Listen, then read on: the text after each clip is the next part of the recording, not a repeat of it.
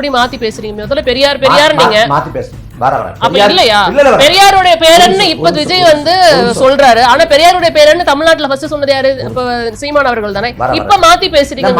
அவருக்கும் அந்த காலகட்டம் வரதுக்கான வாய்ப்புகள் இருக்கலாம்ல.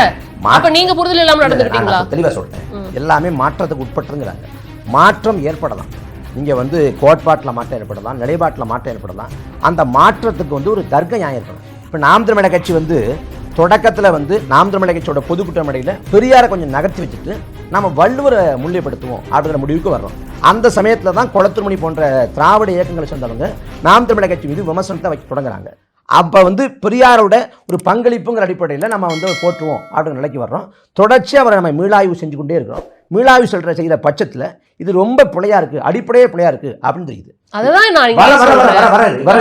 வரேன். இதுல வந்து ஏதாவது இன்னைக்கு பாஜக ஆளுது, அமித்ஷா மோடி இருக்காங்க. அமித்ஷா மோடி என்ன சொல்றாங்கன்னா, மறைமுகமாக வந்து இங்கே இருக்கக்கூடிய இஸ்லாமிய மக்கள் வந்து இந்த நாட்டுக்கு சம்மந்தம் இல்லாதவங்க, இங்கே பாகிஸ்தானுக்கு போங்க அப்படின்னு மறைமுகமாக சொல்றாங்க. யோகி ஆதித்யநாத் வந்து தொடர்ச்சி அதை பேசி வர்றாரு, மறைமுகமாக சுட்டி வர்றாரு. இந்த விஷயத்தை சொன்னாங்களா பாகிஸ்தானுக்கு போங்கன்னு? இதைத்தான் சொல்றாங்க அவங்க, அதான் மறைமுகமாக சொல்றாங்க. எப்போ சொன்னாங்க பாகிஸ்தானுக்கு போங்கன்னு? அமித்ஷா மோடி எங்க சொன்னாங்க? மறைமுகமாக சொல்றாங்க. அவர் முழுக்க முழுக்க அவ்வளவு துவேஷத்தோட பேசியிருக்காரு. ஒரு RS காரன் எப்படி பேசுவானோ அதே போல பெரியார் இவரா பேசியிருக்காரு. அவருக்கு வந்து ஒரு கோட்பாடை வச்சு ஒரு கொள்கையை வச்சு அதன் அடிப்படையில் நிலைப்பாட்டு எடுத்ததில்லை. தனக்கு பிடிச்சா ஆதரிப்பார், தனக்கு பிடிக்கல எதிர்ப்பார். பார்ப்பனர் அல்லாத அரசியல் பேசினவர் பல இடங்களில் பார்ப்பனர்களுக்கு ஆதரவாகவும் பரப்புரை பண்ணியிருக்காரு. இன்னும் சொல்ல போனால் ராஜாஜியை இவர் பெரியார்னு பேசியிருக்காரு. இப்ப எடுத்து மீளாய்வு பண்றவ நிறைய பிள்ளையா இருக்குது. ஒட்டுமொத்தமா வந்து அவர் அங்கதான் சொல்றேன். இப்ப ஆரம்ப கட்டத்துல நீங்க வந்து இல்ல நீங்க வந்து ஒரு அடையாள அரசியல் பண்ணிருக்கீங்க.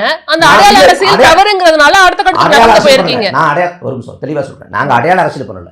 எங்களுக்கு வந்து சாதி ஒழிப்புலையோ சமூக விடுதலையோ அப்ப ஆரம்ப கட்டத்துல எதுக்கு பெரியார் வச்சு அரசியல் ஏன் பண்ணீங்க? அந்த கேள்விக்கு பதில் பெரியார் வச்சு அரசியல் பண்ணாங்க. பெரியாரை ஒரு வழிகாட்டே ஏற்றோம். நான் கொள்கை தலைவர்னு திரு சீமான் அவர்கள் சொல்லியிருக்கிறாரா இல்லையா? கொள்கை தலைவர் சொல்லியிருக்கிறார். அந்த வீடியோ எங்கிட்ட இருக்கு. நான் கொளத்தூர் மணி பக்கத்துல இருக்கும்போது பெரியாரின் பேரன் என்னுடைய கொள்கை தலைவன் அவர் தான் அப்படின்னு திரு சீமான் அவர்கள் அவருடைய வாயாலே சொல்லியிருக்கிறாரு. எந்த காலகட்டம்? நாம் தமிழர் கட்சி, அதாவது நாம் தமிழர் கட்சி தொடங்கப்படுறதுக்கு முன்னாடி திராவிட இயக்க மேடைகளில் பேசினது. திராவிட இயக்க மேடைகளில் பேசுறப்ப பெரியாரின் பேரன் தன்னை அறிமுகப்படுத்திருக்காரு. நாம் தமிழர் கட்சி தொடங்கப்பட்டப்ப அந்த நிலைக்கு போகல. நான் தான் சொன்னேன், தொடக்க நிலையில வந்து பெரியார் குறித்தான மீளாய்வுங்கிறது ஒரு நாள்ல நடக்கல. கொஞ்சம் கொஞ்சமாக நகர்ந்து இது தேவையில்லைங்கிற முடிவுக்கு வந்துட்டோம். எங்களுக்கு முடிய தமிழ் தேசிய பயணத்தில் இருக்கக்கூடிய ஐயா மணியரசன் வந்து அவங்க தொடக்கத்திலே வந்து பெரியார் இவராக தேவையில்லைங்கிற முடிவுக்கு அவங்க வந்துட்டாங்க.